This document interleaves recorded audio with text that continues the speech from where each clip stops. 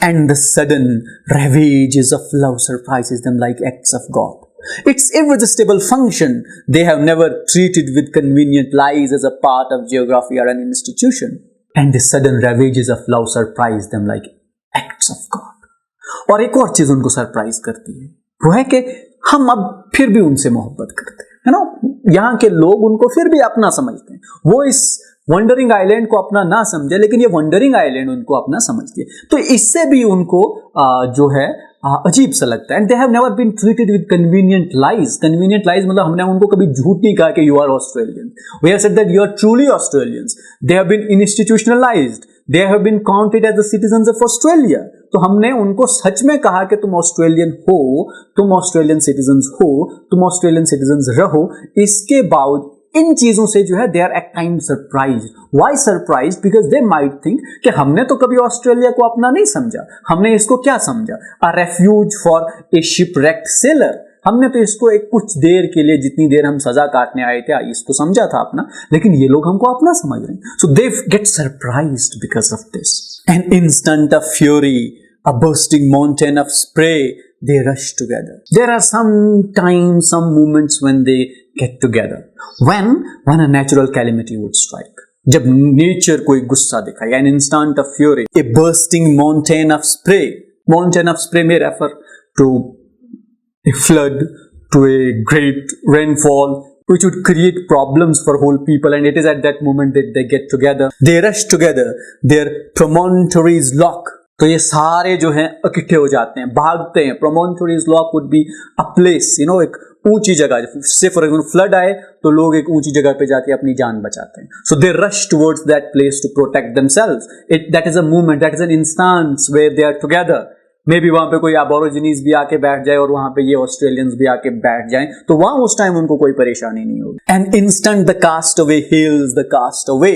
Now this cast away has been used twice, but it has been used twice for two different things. For example, that is the only movement in Australian history where a castaway will hail a castaway. Now there are two castaways. एक castaway कौन है?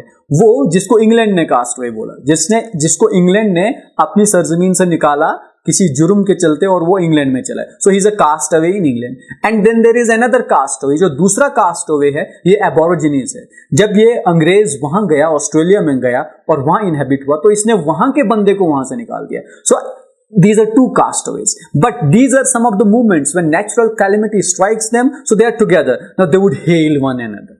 अब ये एक दूसरे की तारीफ करेंगे, अब इनको एक दूसरे से कोई प्रॉब्लम नहीं होगी। अब ये वो मोमेंट है, ये वो इंस्टेंस है when a castaway would be hailing a castaway. But the sounds perish in that earthquake shock. लेकिन वो जो मिलना जुलना प्यार मोहब्बत के किस्से हैं वहीं दफन हो जाते हैं। वो अर्थक्वेक हो, वो फ्लड हो, वो कोई भी नेचुरल कैलेमिटी हो, जब वो खत्म हो गई तो ये हमारा मिलना जुलना भी वहीं पे खत्म। इसके बाद तेरा काम तू जाने और मेरा काम मैं जाने। And then in the crash of ruined cliffs, the smother of and swirl of foam, the wandering islands part. So what are we left after this earthquake?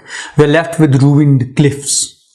And nature somewhat, strangles the whole place. And this is part of this wandering island. This is the part, this is the routine of this wandering island. These are the activities that continue to take place here in the wandering islands. And when such things do happen, it does not differentiate between between them and between us. They would refer in hopes, ideology